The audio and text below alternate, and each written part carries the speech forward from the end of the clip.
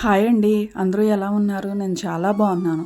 ఈరోజు వీడియోలో ఒక డిజైనర్ హెయిర్ బ్యాండ్ చూపించేస్తానండి. అది ఎలా చేయాలి ఏంటి అనేది చూపిస్తాను, చూసేయండి. ఇది మామూలుగా మనం ఏ షేప్ అయితే చేసుకోవాలి అనుకుంటున్నామో ఆ షేప్ని పేపర్ పైన డ్రా చేసుకోవాలండి. డ్రా చేసుకుని కవర్ వచ్చేసి మనం ఏ కవర్ అయినా యూజ్ చేయొచ్చండి.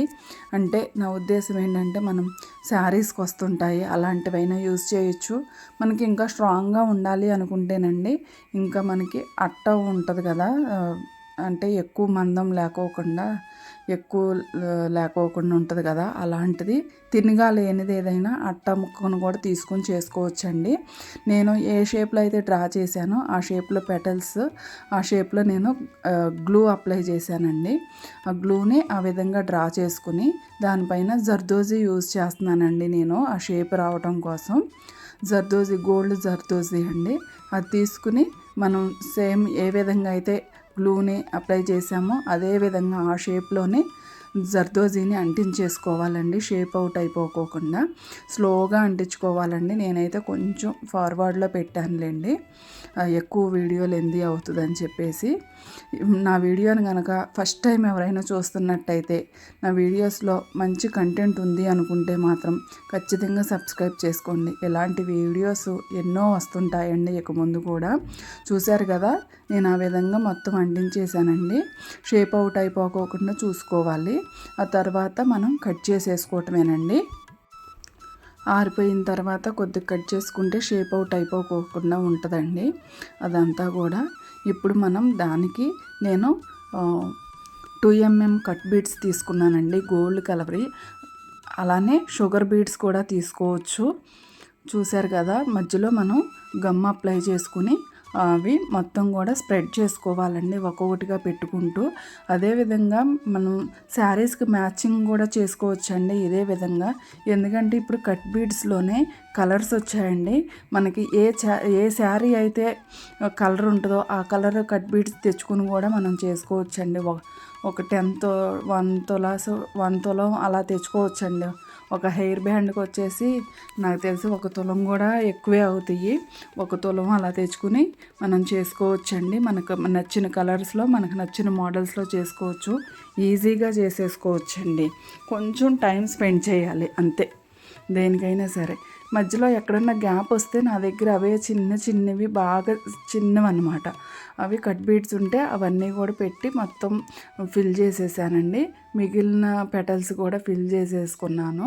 ఆ తర్వాత ఎక్కువగా ఉంది కవరు, అది మొత్తం కూడా కట్ చేసేసానండి నేను. కట్ చేసేసుకుంటే కొద్దిగా ఎక్కువగా షేప్ అయితే నేను లాస్ట్ కట్ చేస్తానండి. ఎందుకంటే అది గమ్ము అంతా ఆరిపోయిన తర్వాత కట్ చేసుకుంటే మనకి షేప్ అవుట్ అయిపోకోకుండా ఉంటుంది కాబట్టి నేను తర్వాత కట్ చేస్తాను. చుట్టూ ఎక్కువ ఉన్న కవర్ని అయితే కట్ చేశానండి. ఇప్పుడు హెయిర్ బ్యాండ్కి మనం అంటించేసుకుందాము. నేనైతే బ్లాక్ కలర్ ఈ హెయిర్ బ్యాండ్ తీసుకున్నానండి. దాని మీద ఎలా పెట్టుకుంటే బాగుంటుంది అనేది చూసుకుని మనం గమ్ అప్లై చేసుకుని ఆ ఫ్లవర్ షేప్ ఉన్నదాన్ని, ఆ పెటల్ని అక్కడ పెట్టేసుకోవాలండి. గమ్ పైన పెట్టేసుకుంటే అంటుకుపోతుంది. ఏదైనా కానీ కొద్దిగా గ్యాప్ తీసుకుంటూ ఉంటేనండి మనకి అవి బాగా ఆరిపోతాయండి. కట్ బీడ్స్ అంటించే ముందు కూడా నేను గ్యాప్ తీసుకున్నా, కట్ బీడ్స్ అంటించిన తర్వాత గ్యాప్ తీసుకున్నా. అలా ఆ క్లిప్ పెట్టేస్తే ఆరిపోతుందండి. ఆరిపోయిన తర్వాత క్లిప్ తీసేసి గమ్ అప్లై చేసుకుని 3D షేప్స్ చేస్తున్నారు కదండి, పైకి ఎంబోజ్ అయ్యేలాగా ఫ్లవర్ అనేది. నేను ఆ విధంగా నా దగ్గర ఐ షేపు క్లిప్ స్టోన్స్ ఉంటే అవి తీసుకున్నానండి. నేను మొత్తం గోల్డ్ కలరే రావాలనుకున్నాను కాబట్టి ఆ విధంగా మొత్తం గోల్డ్ కలర్వి పెట్టుకున్నాను. ఒకవేళ కలర్స్ చేసుకోవాలి అనుకున్నప్పుడు అన్నీ కూడా కలర్స్ తీసుకోవచ్చు. శారీస్కి మ్యాచింగ్ అవ్వాలి అనుకుంటే గోల్డ్ కలర్ అయితే ప్రతి శారీ మీదకి చాలా వరకు మ్యాచ్ అయిపోతుంది కాబట్టి నేను గోల్డ్ కలర్ తీసుకున్నాను. చూశారు కదా, మనం ఆ షేప్లో రౌండ్గా కూడా ఆ పెటల్స్ ఎన్ని సరిపోతాయో అన్నీ పెట్టేసుకుంటే సరిపోతుందండి. మిడిల్లో రౌండ్ షేపు కుందని పెట్టేసుకుంటే సరిపోతుంది, ఫ్లవర్ రెడీ అయిపోతుందండి. ఆ విధంగా గమ్ పెట్టేసుకుని కుందన్ పెట్టేసుకుంటే సరిపోతుంది. ఇది ఎక్కువగా ఆరిపోవాలండి, ఎందుకంటే గమ్ము అదంతా ఆరిపోవటానికి టైం పట్టిద్ది. ఈజీగా 5 to 6 అవర్స్ అయినా ఆరటానికి టైం పడుతుందండి. ఆరిన తర్వాత మనం యూస్ చేసుకోవచ్చు. ఎలా ఉంది అనేది కామెంట్ రూపంలో తెలియచేయండి. ఇలాంటి వీడియోస్ మరిన్ని వస్తూ ఉంటాయండి ఇంక ముందు కూడా. నేను చేసే ప్రతి డిజైను మీకు చూపించేస్తాను. నా వీడియోస్ నచ్చితే మాత్రం ఖచ్చితంగా సబ్స్క్రైబ్ చేసుకోండి. Thanks for watching. Please subscribe, like, share, comment. Next వీడియోతో మళ్ళీ మీ ముందుకు వచ్చేస్తాను. అంతవరకు సెలవు. బాయ్ అండి.